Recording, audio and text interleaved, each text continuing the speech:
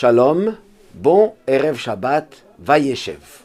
Notre paracha raconte comment Yaakov, une fois revenu de chez Lavan, a fait la paix avec Esav, il s'installe, il veut vivre dans la tranquillité, dans la paix. Finalement, non.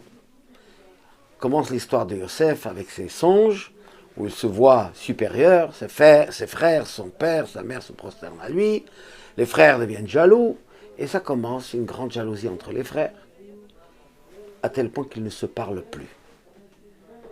Les frères qui étaient des bergers, Yaakov reste sur place, eux ils sont allés pour plusieurs jours dans les pâturages. Il n'y avait pas encore les portables comme aujourd'hui, et donc Yaakov envoie Yosef pour lui dire « Lechna, re'eh shlom acher v'shlom hatzon » va voir comment vont tes frères, comment vont le bétail, comment ça se passe, et rappelle-moi des nouvelles. Yosef, sachant bien que ses frères ne l'aiment plus, il va quand même pour obéir à son père. Il arrive à l'endroit où il devait se trouver, il ne les trouve plus. Et là, il voit un homme qui vient, dit le texte, cet homme c'était l'ange Gabriel. Il lui dit, tes frères sont plus là, mais en fait ils sont plus tes frères. Attention, ils ont des projets de t'éliminer. C'est très dangereux. Ne va pas. Que fait Yosef à ce moment-là? Il réfléchit. Est-ce qu'il retourne chez son père sans accomplir la mission, étant donné qu'il risquerait sa vie, ou il va faire Messirut Nefesh, il va se sacrifier, il va donner de soi pour accomplir la mitzvah de Kiboud Av. Accomplir la mitzvah, honore ton père et ta mère. Son père lui dit, va voir tes frères, eh bien il va y aller, malgré les risques. Ça s'appelle Messirut Nefesh.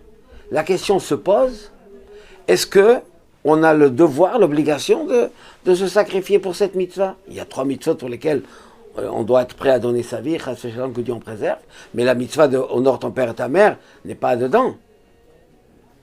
Et pourquoi Yosef a décidé d'aller quand même? Il a fait ce qu'on appelle Messirut Nefesh pour montrer l'exemple aux frères justement, combien il faut faire attention jusqu'à même prendre un doute, un risque sur sa vie pour accomplir toutes les mitzvot, même celles qu'on n'a pas l'obligation. Et Yosef a voulu ça pour ses frères parce qu'eux ont un peu diminué dans cette mitzvah. Il est dit que quand il y a une mitzvah qu'elle était faible, il faut aller se renforcer. Et ceci nous amène à la même histoire de Hanouka. Si Dieu veut, dimanche soir, nous allons être on va allumer la première bougie de Hanouka. Pendant 8 jours, on va augmenter, chaque jour une en plus, etc. C'est une mitzvah très très grande, très importante. Qu'est-ce qui s'est passé à Hanouka? Il y avait un petit noyau, un groupe de Hashmonaïm, qui étaient prêts à sacrifier leur vie pour nettoyer, pour sauver le temple, pour accomplir le service au temple, au Beth Amikdash. La logique était qu'ils n'allaient pas réussir. Comme on dit dans le texte, Rabim Me'ad Be'atim. L'armée des Grecs hellénistes était extrêmement importante, puissante en qualité et en quantité. Les Hashmonaïm, c'était une poignée d'hommes, sans armes, sans expérience. Ce n'étaient pas des guerriers. Quelle était la chance de réussir? Quasi nulle. Ils l'ont fait quand même. Ils ont fait Messirut Nefesh. Ils ont voulu montrer que pour protéger l'âme Israël, pour arrêter l'assimilation, car c'était ça le grand danger de ce qui s'est passé à l'époque, malheureusement ça continue encore, et bien ils ont dit il faut aller jusqu'au bout.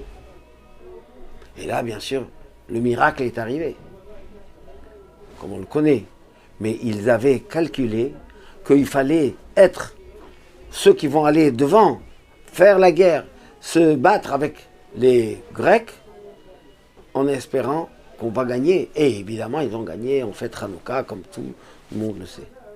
Cette leçon, elle est pour tous les temps, même pour nous aujourd'hui. Bien sûr, on va faire la mitzvah de Hanouka concrètement, allumant les bougies chez soi à la maison, dans les lieux publics, etc. Mais l'enseignement, c'est qu'on ne doit pas dire, tiens, on n'a pas de chance à réussir, à gagner, les risques sont trop grands, il ne faut pas prendre de choses. Non, on prend, on fait, on va avec le courage de savoir que Une mitzvah, Dieu nous aide, nous protège, nous permet de traverser.